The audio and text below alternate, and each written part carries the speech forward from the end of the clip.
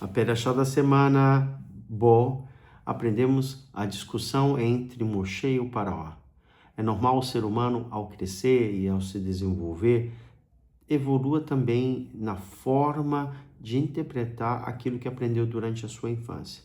Apesar disso, existem também temas que continuam sem modificação, por não buscar um ensinamento profundo, educativo, de acordo com a capacidade que existe hoje, como pessoas inteligentes deveriam ter. E uma delas, sem dúvidas, é a discussão entre Moshe e o Faraó. Desde pequeno, aprendemos que Moshe exigia do Faraó que libertasse o povo de Israel, mas como esse se recusava, a Kadosh Baruch Hu mandava o quê? As pragas. Mandou 10 pragas. Uma após outra, ele se arrependia no começo da praga e logo no final ele endurecia novamente quando a praga terminava. Até que chegou a última praga, a praga dos primogênitos. E quando a vontade própria foi eliminada dele próprio, permitindo, por último, que com a praga do primogênito ele libertasse o povo para sair. Analisamos com atenção, surgem muitas perguntas evidentes. Por exemplo, o Faraó, um homem poderoso, discutia com os 2 anciões que se atreviam a desafiá-lo. Por que não matou ou prendeu? Em nossa vida diária, se alguém, por exemplo, diz respeito a um policial ou por qualquer motivo, essa autoridade pode prendê-lo por desacato. Por que o Faraó não fez isso com Moshe e com Arão? Sem tentarmos explicar o que ocorreu um milagre naquele momento. A Torá deveria nos relatá-lo, ter falado sobre isso. Assim fez com outros acontecimentos sobrenaturais. Também não se compreende a ira de Moshe contra Faraó, quando durante a praga da escuridão ouviu que ele dizia: nunca mais verás o meu rosto. Moshe respondeu: bem disseste, não tomarei ver o teu rosto. A gente vai ver isso no Shemot 10. Acaso Moshe esperava que o Faraó felicitasse pelas pragas que havia enviado? Era lógico que o expulsasse.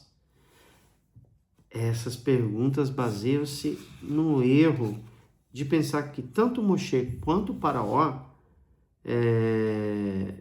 eram pessoas simples, quanto na realidade estamos diante de figuras de uma inteligência especial. A discussão entre eles não se limitava à escravidão ou liberdade do povo, ainda que isso pareça à primeira vista. O tema central era emuná, a fé em Deus. Moshe argumentava que o Todo-Poderoso é criador do mundo e por isso ele supervisioniza tudo o que acontece e tem em suas mãos a capacidade de mudar a criação conforme a sua vontade. O Faraó, por outro lado, negava esses conceitos. O objetivo das pragas, portanto, não era apenas amargar a vida dos egípcios, mas principalmente ensinar o Faraó e ao seu povo o fundamento de fé. Nossos sábios dividem as últimas 3 pragas em grupo. O primeiro grupo é sangue, rã e piolho. Na primeira delas, o sangue está escrito: com isso saberás que eu sou o teu Deus. Shemot 7. Ou seja, esse grupo de praga demonstra a existência de Deus e da criação. Animais selvagens, epidemias e lepras. Na primeira delas, os animais selvagens, está escrito: eu sou Deus dentro da terra. Ou seja, eu superviso tudo que acontece no mundo. Granizo, gafanhoto, escuridão e primogênito. Sobre essas está escrito: para que saibas que não há como eu em toda a terra. Não há outro como eu em toda a terra. Isso a sua superioridade reflete o domínio da possibilidade de mudar tudo o que existe nela. A praga, como vemos, procurava demonstrar ao faraó, aos temas em discussão, o controle divino sobre toda a criação. Partes da criação, a água, os répteis, a terra, as feras, os animais, a saúde humana, as nuvens, as chuvas, as aves, os vermes e a vida humana. O faraó permanece obstinado a não mudar sua posição. Vejamos alguns exemplos agora.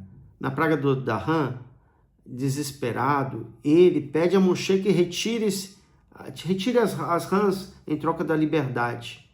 Quando Moshe pergunta, quando queres que eu retire as rãs? Eu falo, amanhã. Ele responde, acaso não deveria ter dito agora? Agora?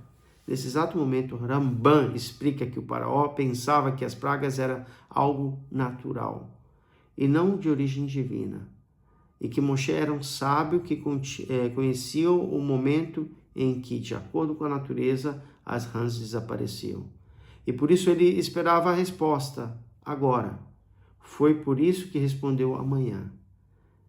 Ele endureceu, ele era snob, né? Ele dizia, não, mesmo no momento mais difícil dele, com as rãs, eu gosto, não, amanhã. Moshe lhe disse, conforme as tuas palavras, para que saibas que não há como o nosso Senhor Deus. Shemot 8. Na praga que morreram os primogênitos, apesar de Moshe ter advertido o faraó sobre o que aconteceria, ele foi dormir com toda tranquilidade. Como disse o versículo, levantou-se o faraó à noite. Shemot 12. Ou seja, ele não acreditou, apesar de todos os acontecimentos, e todas as evidências que aquilo realmente aconteceria, pois continuava sustentando que tudo era casualidade e não havia quem dirigisse o mundo. Voltamos ao encontrar esse renegado à beira do Mar Vermelho, onde Israel atravessou milagrosamente por ordem de Akadosh Baruch Hu. O faraó com seu exército perseguiu sem pensar que poderia acontecer. Pois, por supor que a abertura das águas havia sido algo natural. Ele achava que era algo natural. Ele estava na loucura que aquilo era natural. Ocorreu naquele momento que ele também poderia se aproveitar. Agora, talvez possamos entender as perguntas que formularam no início desse comentário.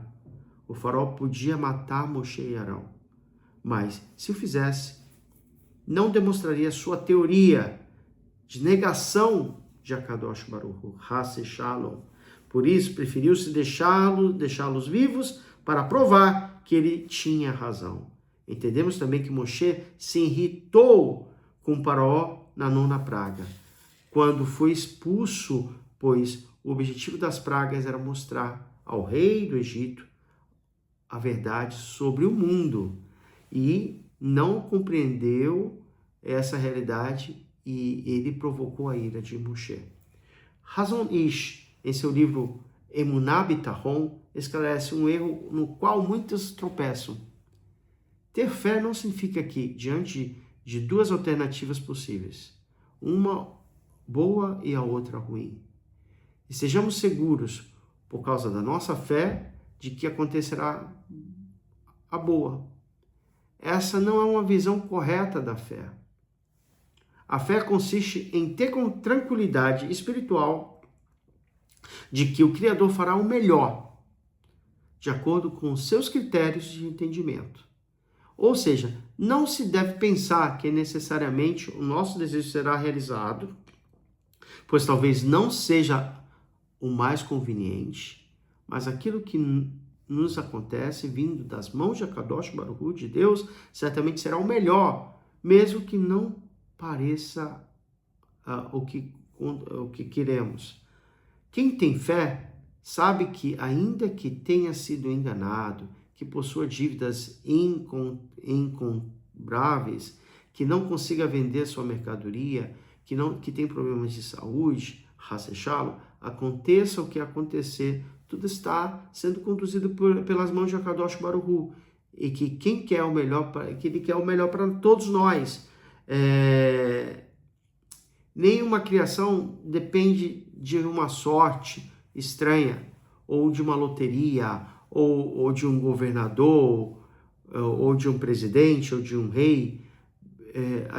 Bendito é aquele que recompensa os que temem. O bendito Akadosh Baruch Hu é que é o nosso rei, ele que decide tudo melhor para a gente. Bendito seja o Eterno, que existe para sempre. Bendito aquele que resgata e salva, bendito seja o teu nome. Isso está escrito nos nossos livros de Tefilá, no Shacharit.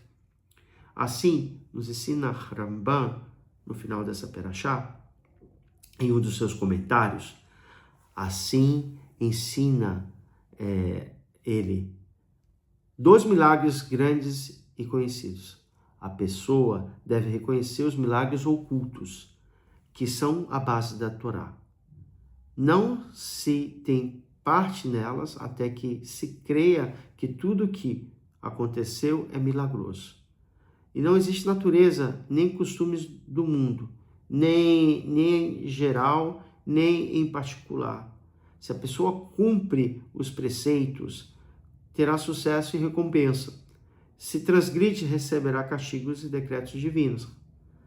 Em conclusão, devemos buscar, por exemplo, um trabalho para viver, procurar o melhor médico em caso de doenças, formar um exército que nos defenda dos nossos inimigos.